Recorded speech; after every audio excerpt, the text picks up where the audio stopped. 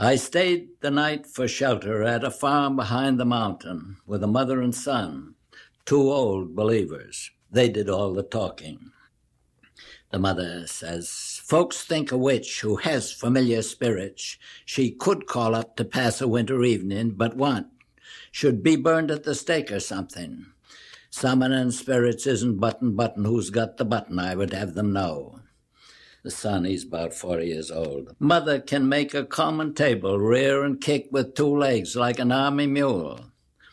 And she says, and when I've done it, what good have I done? Rather than tip a table for you, let me tell you what Ralle the Sioux Control once told me.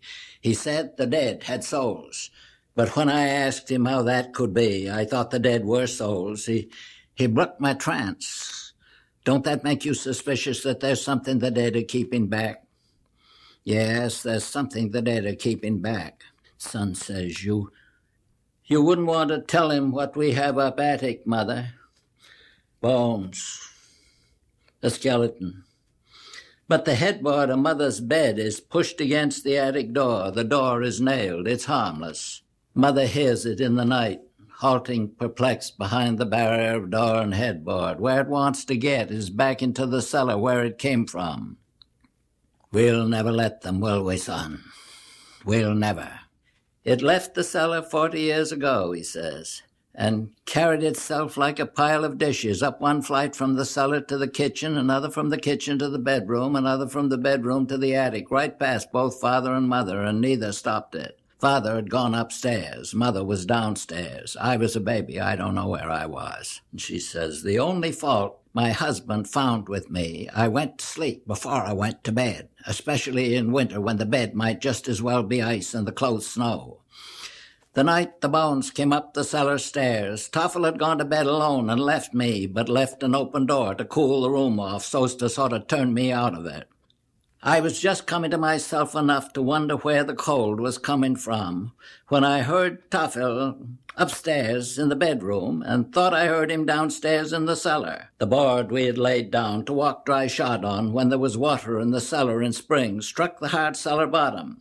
And then someone began the stairs, 2 footsteps for each step, the way a man with one leg and a crutch or little child comes up. It wasn't Toffel. It wasn't anyone who could be there. The bulkhead double doors were double locked and swollen tight and buried under snow. The cellar windows were banked up with sawdust and swollen tight and buried under snow. It was the Bones. I know them, and good reason. My first impulse was to get to the knob and hold the door, but the Bones didn't try the door. They halted helpless on the landing, waiting for things to happen in their favor. The faintest restless rustling ran all through them. I never could have done the thing I did if the wish hadn't been too strong in me to see how they were mounted for this walk. I had a vision of them put together, not like a man, but like a chandelier. So suddenly I flung the door wide on him. A moment he stood bouncing with emotion and all but lost himself.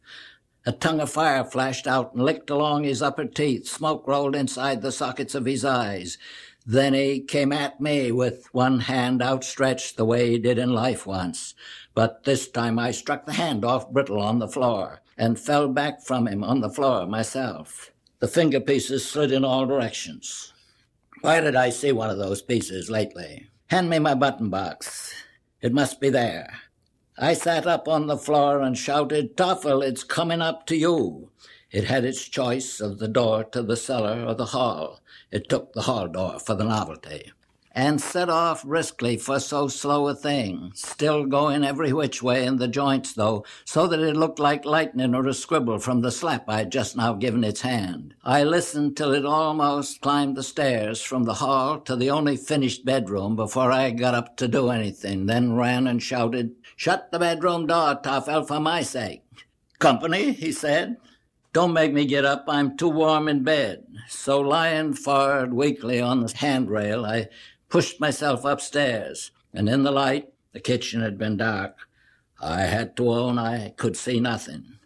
Toffel, I don't see it. It's with us in the room, though. It's the Bones. What Bones? The cellar Bones, out of the grave.